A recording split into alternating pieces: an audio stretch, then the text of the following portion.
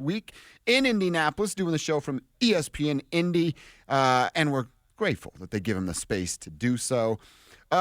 Cecil, I want to talk about tight ends and what they need out of their tight end. I heard the morning show talking about it. We've talked about it a few times, but Sean Payton was finally a guy that was asked about it and what you really think you can get out of a rookie tight end.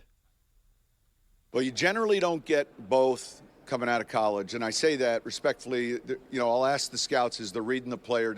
They usually typically do one really well and the other, and that's okay. I think historically speaking, it's been a little easier to take the receiving tight end and work with him on his technique relative to run blocking than it is the run blocking tight end and make him a really good receiver. I've just seen that happen much more often than the latter. Okay, so here we go again with the blocking, and it's actually refreshing to hear that.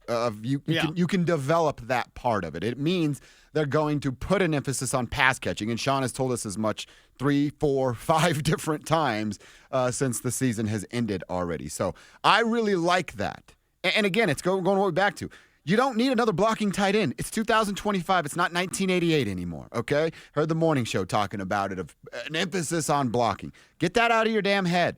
A tight end does not need to be a great blocker. He's got to get in the way, got to have the ability to chip and then shed. But they need to have the blocker. I am so sick of hearing that. I am so sick of that narrative that they have to block. No, they don't. They have to catch footballs. They have to make plays in open space, and they have to be able to dissect, read a defense, and get on the same page as Bo Nix pre-snap sooner rather than later. Those are the 3 priorities, and then they need to learn how to block at some point down the road. It's not a priority for me, and it'll never be a priority for me. Yeah, and the Broncos following, and Sean Payton in kind of chatty mode, chatty Sean yesterday, which is great for all of us, revealing that, again, going back to what he thinks a joker is, elite receiver at running back or tight end. Well, elite receiver, you know what you can do when you're an elite receiver? You can get in the way. You know what Jimmy Graham did as a blocker? He kind of got in your way. He kind of knew the technique. He had a little bit of want to, but he was never this devastating, crushing blocker, moving earth, right? He's not one of those guys, but he was Jimmy Graham. He was one of the most dangerous weapons in the entire NFL during his heyday with Sean Payton. So, yeah, get that elite receiving weapon and then, sure, teach him to block, but don't ask him to block because you have Adam Troutman and Nate Adkins, 2 players that really have, lifetime contracts. So long as Sean Payton is coaching, we know Adam Troutman is going to be playing wherever Sean Payton's at. In fact, Adam Troutman should just be a coach, just be on the coaching staff when he decides his playing days are done. And Nate Adkins, in 2 years, that undrafted kid has become a Sean Payton favorite. If you're a Sean Payton guy, you got a job. So because of that, go get your receiving weapon because you do not have that. Get that at the tight end position. Fortunately for you, there's a lot of that because your Y tight ends, who are your all-purpose guys that can block and catch, they're a little bit rarer because most of the time if you're a Y, well, okay, you can block, so we're just going to keep you in to block. I call it the Daniel Graham rule. Okay. Remember Daniel Graham at CU? Dude could catch all day long. Got to the NFL, and they're like, wait, you can block? And they just had him block all the time. Mercedes Lewis, who I think was still playing last year, by the way, like 15, 16 years, whatever it was. Mercedes Lewis, same thing, came in out of UCLA, and they were just like, you're a great receiving threat. Wait, you can block? Let's just have you block. How about you have your receiving threats be really, really great receiving threats? And the Broncos are focused on finding that. Mm-hmm. Well, as we talk about that pendulum swinging all the time, you know what the NFL is about right now? Throwing the ball. Getting the ball downfield. Big plays from the quarterback to a wide receiver or a tight end if they do have one of those pass-catching tight ends that can get down the field. But the top tight ends in the league, Mark Andrews, George Kittle, Travis Kelce, Sam Laporta. Yeah, anybody remember the block that they made that you really went, oh, damn, look at that guy. You're lying if you're yelling yes into your radio right now because they don't do that. George Kittle can, and he's made a few of those big blocks, but when you have the George Kittle highlight reel rolling on YouTube, you're not watching blocks. You're watching catches and runs to the back of the end zone. Yeah, catches and runs, and, well, some of his blocks have been banned by the NFL, who lacks that physically that they once used to have. So find playmakers, Find weapons. I think it's the order of the day for the Denver Broncos. There is no doubt, there is no exception that they need to find that running back and tight end both 2 times. Fool, like get them all. Get as many as you can for this team because you have a lack of playmakers. And watch Bo Nix grow. Bo Nix was outstanding as a rookie with not much help around him. You can find in this draft, and it's just, I don't know, serendipity. It's heaven sent. Whatever term you want to use, it's a miracle. Like this draft class is also almost custom made for what the Broncos need on offense and on defense. 100%. I mentioned maybe a hint here of something we learned about their roster that might change how they approach the draft. I don't know about free agency, but perhaps the draft, we say, hey, you got to get an inside linebacker, right? You need a young inside linebacker. Still love to see Zach Bond there. Nick Bolton's not a bad option either to steal from the Kansas City Chiefs. But listen to what Sean Payton said about the linebacker spot and Drew Sanders. Right now, inside, we're talking about Drew. And last year, we kind of went into the offseason with the edge idea, and then we've kind of progressed enough to where he's going to work inside. It's kind of how the season finished, too. So we're going to keep him right there. All right, so if Drew Sanders is going to get that opportunity, will they change their approach via the offseason? Does linebacker become a big priority via free agency or via the draft? The draft is what I kind of hinted at of like, well, why would you? Drew Sanders is going to be a 3-year player. I know he's coming off of a significant injury, but still young enough that there's hopes that ceiling or that he's far away from the ceiling of a player that he's going to be. Well, what you have in Drew Sanders is your 2026 Alex Singleton replacement. That's what Drew Sanders is. Drew Sanders is nothing more than that this year unless he's forced in there by injury. I think your biggest free agent spending will come at the inside linebacker position. It will be a Nick Bolton. It will be a Zach Bond. You will make those plays, and you'll keep Alex Singleton. I understand the nature of what we do, and like how many camp cut, who's the surprise cut, and Alex Singleton. He's a captain that the team loves, that Vance Joseph loves, teammates love him. So Alex Singleton, I feel very secure in saying like, they're probably going to keep him around. Anything is possible, but I would say you keep around Alex Singleton, you continue to develop Drew Sanders in hopes that he can be your Singleton replacement next year, next to a guy like Zach Bond, next to a guy like Nick Bolton. You saw Howie Roseman, of course, because Howie loves deals.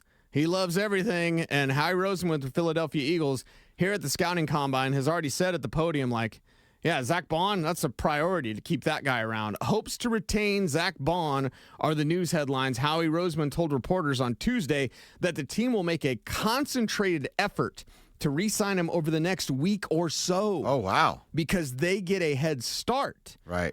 They get a head start in free agency. It's going to be here before you know it, right? We're going to blink, and it's going to be team window for free agency. So we're going to know about a DJ Jones, right? We're going to know about these things. But the Philadelphia Eagles, and again, Howie Roseman's own words at the scouting combine, concentrated effort. So are you concentrating your efforts to Nick Bolton now? And, and put your eyes on that prize and say, okay, it's Nick Bolton and Alex Singleton with Drew Sanders competing as a reserve now, but a future starter. I don't think you could plug in Drew Sanders right now, just based off what we've seen. Hasn't been a lot, hasn't been exactly great, but the athletic tools are there. And again, I did grade him as the number 1 ILB coming out of college a few years ago, and it wasn't a great class, granted. But Sanders, in my opinion, was the best of the inside linebacker prospects. So I'm excited about his future. I'm disappointed he struggled with some injuries. But, you always give a guy a few years to get going. Maybe Sanders is that guy. But I don't mean get going to start in 2025. I mean get going to back up Alex Singleton and then be ready to replace him in 2026. Well, and that's all dependent on what Alex looks like in July when he says he's going to come back after 9 months of going down with that injury. So I'm not against Alex Singleton being back on this team. I'm against them not making a post-Alex Singleton plan, and I kind of like what you just laid out there with Drew Sanders as the post-Singleton plan, but you still, like I said, maybe it is that Nick Bolton that you go to and the Zach Bond. I know, of course, Howie Roseman's got to say that's a priority. The dude had a freaking interception in the Super Bowl after he was maybe the second best player on your entire defensive side of the ball through the course of the regular season. But again, it's Super Bowl, right? You get you get the big win. Now you think you're worth more, and the Eagles are going to have to start to prioritize some of their own free agents, and maybe they do with Zach Bond, or maybe he prices them out. Right, concentrated effort there. Well, what beats that in money? Yeah. Dollars, what you can get. And Zach Bond is going into the open market at the perfect time. So, Philadelphia, you've got your work cut out, but you also have a Super Bowl championship with a guy at an all-pro level, with a Vic Fangio defense. Would he fit as much in Vance Joseph's defense? Like, all of this is all part of the conversation. But at the end of the day, if you're the Denver Broncos, you are ultimately a draft and develop team. Greg Penner has said that from on high. He has said, we are a draft and develop team. George Paton is a draft and developed kind of guy. You don't want to give up on your guys. You don't want to turn, okay, now he can't play. You don't want to do that. Of course, nobody does. But you don't go into this plan thinking, you know what?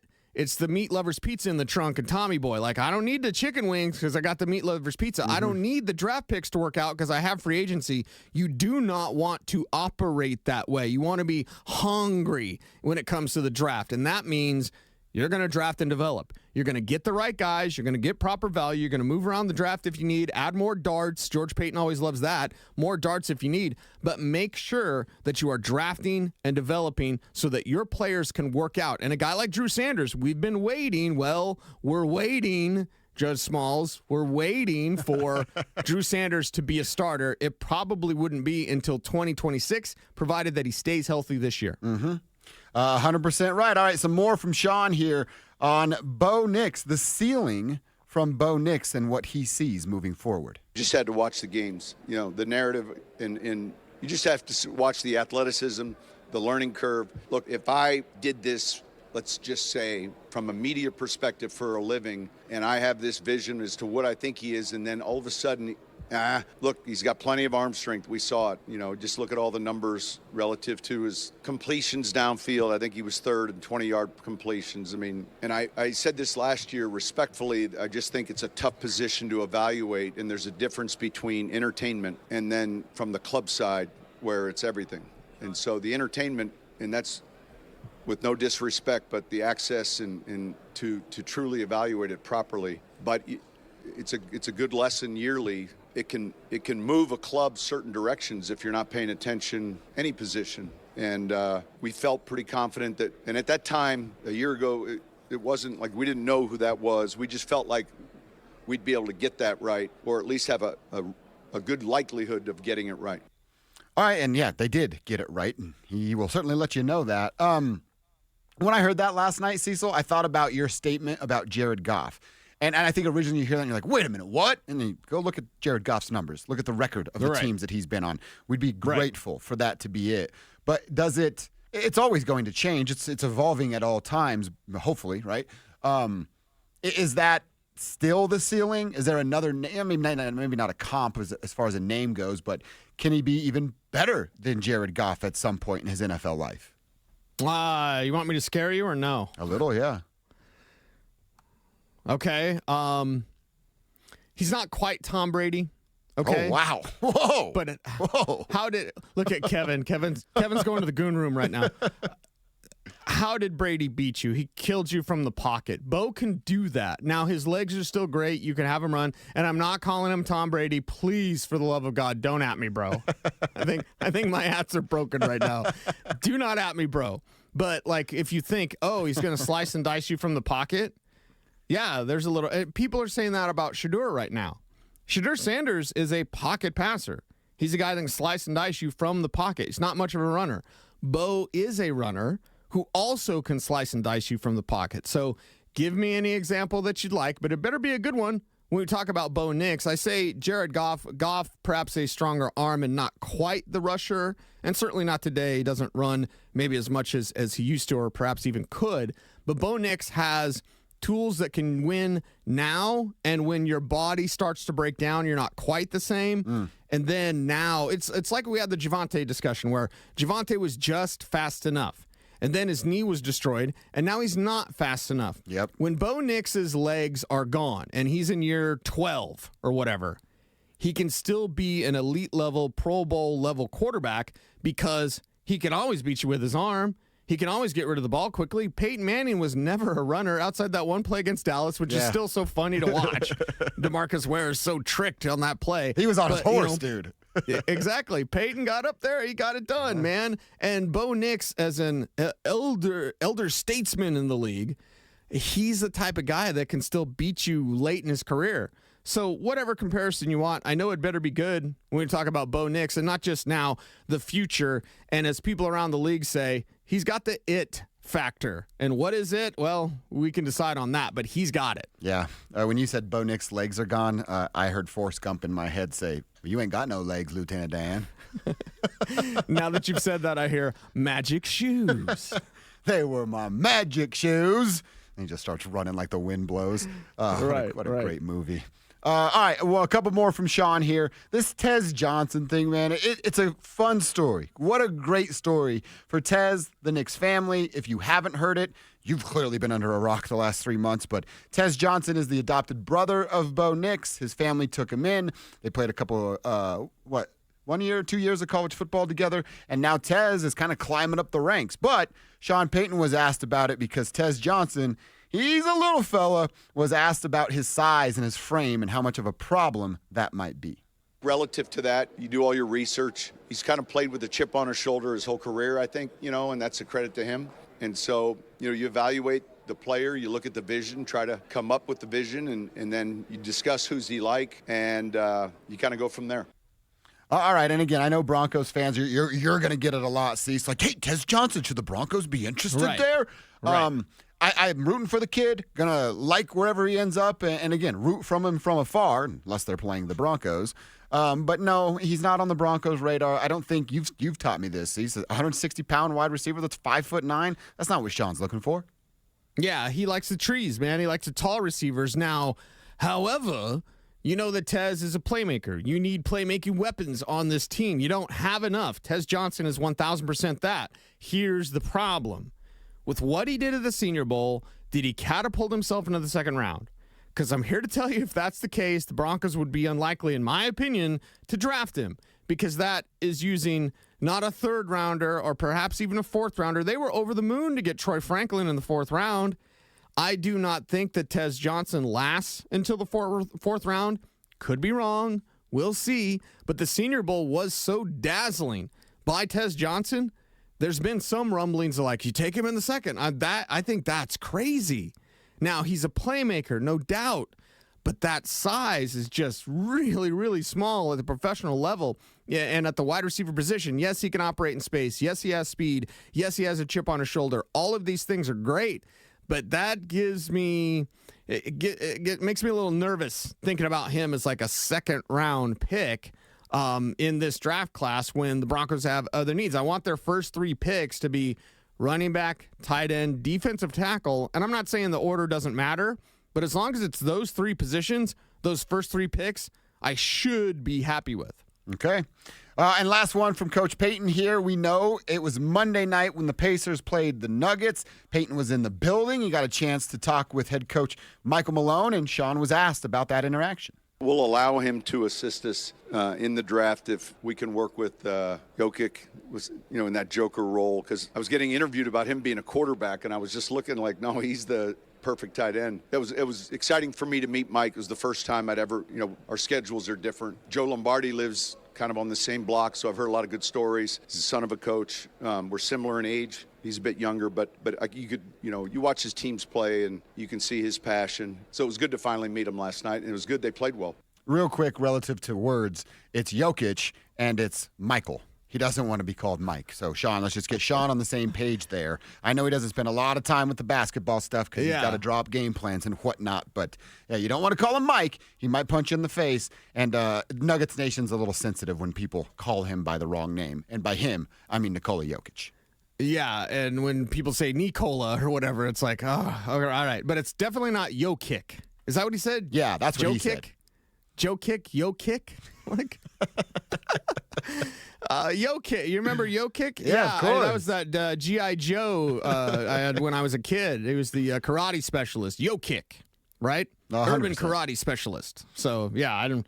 all right, Sean. And definitely Michael, he didn't do that on purpose, right? Anything Sean says, he just doesn't know. He just doesn't know. Okay, all right. He is forgiven then, because anything Sean Payton says, I'm like, does he know? Does he? Because he'd be one of those guys, it's the Lighten Up Francis from the movie Stripes. Now Mike Evans is excited because I talked about a 1980 movie. But it's like, okay, Lighten Up Francis. Did he call him Mike on purpose? Because Sean would be the type of guy like, hey, can you call me Michael?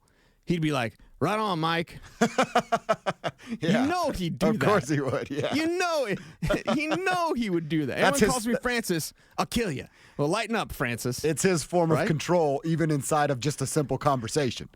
Yes, even between two coaches, that are, championship coaches. That's right. It's great to have that in the Mile High City. Man, not Michael Lombardi, Joe Lombardi and Michael Malone living on the same block. Do they get together? They play cornhole? They have a barbecue? Or when you're in those rich, fancy neighborhoods, do you just leave your neighbors alone at all times? Give them their space. You know what I mean? I'll never know. I will never live in a neighborhood like that. Yeah, I mean, probably. The neighbors of Nikola Jokic. He walks around his neighborhood, I think, pushing a stroller and stuff, and people just leave him alone. Yeah, which is, you're friendly with a couple of your neighbors. I'm really very unfriendly with one neighbor. You're throwing poop on the one neighbor's. Well, there's content. Porch. They pooped on they didn't. Their dog pooped on my yard first, and then I was just paying it forward. But I'm close with one of my neighbors, but then the rest of them, I'm kind of like, mind your business. You know what I mean?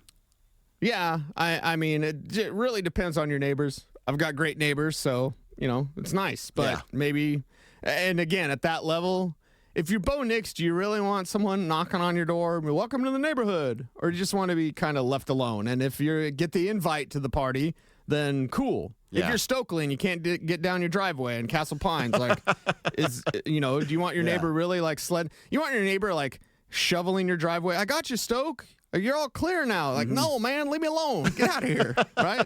Yeah, that's exactly right. He probably has some some traps set up for his neighbors, right? To not come onto his property.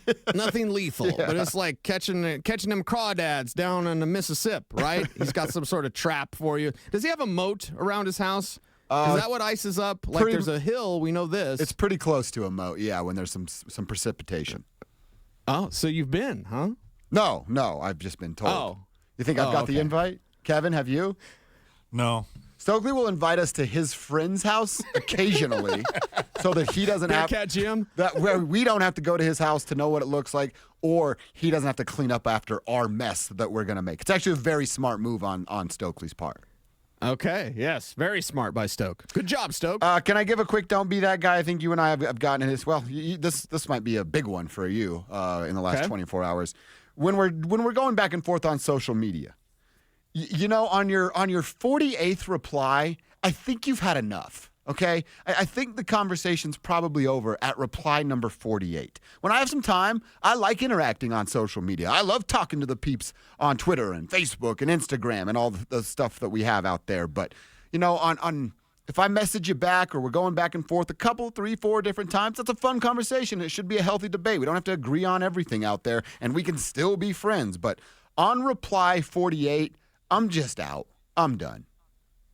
I think there's a limit. People use social networking as their identity. It's pretty sad. It's been happening for a long, long time, where their whole identity comes from how many responses they get or how many they likes get or how much the people click on their, no, don't care. Don't care. I'll interact with you. If we're good, we're good. And if we're not, I'll just mute you. It's fine. Mm-hmm. Don't block people because then people get, Cecil Lammy blocked me. Awesome. Okay, good for you, bud. I'll give him the John Elway thing. My don't be that guy today is, now I have full disclosure. Okay. Everyone says, man, Cecil, you've got so much energy. So much energy. I love it. The energy, right? Mm-hmm. People talk about that all the time. Yeah. And I take that to heart. I drink a lot of caffeine. I'm buzzed out of my mind on Mountain Dew. Yeah. You know what I haven't had in Indianapolis? I've been here since Sunday, bro. Do you know what I have not had? You haven't had a Mountain Dew? A Mountain Dew, because I can't find Mountain Dew Zero. There is someone in Indy who did hit me up on Twitter, who owns a convenience store over by the Pacers arena. He's like, I got you. So I got to get my ass over there so I can get some damn Mountain Dew, because I went to the local coffee shop here in Indianapolis, and I said, I need something. I need some punch. I need like triple shot, whatever. I'm talking all this madness, right? And so the lady, she was like, I got you. She gave me this concoction, and I'm not sure. It's black coffee with probably 6 shots of espresso. I don't know. What happened to Lammy? His heart blew up in Indianapolis. So I'm like, I have drank, let me take a look. Not even half of this. And I'm seeing things. I'm having visions. Wow. I thought Rob Gronkowski was in the studio with me. Like, I'm out of my mind from this caffeine, this weird trip that I'm on, all because I haven't had my 3 Mountain Dews. So whatever this coffee is, it's demonic. Send me the recipe. I'd like to try that for myself. And somebody get Cecil a damn Mountain Dew Zero, please. Send your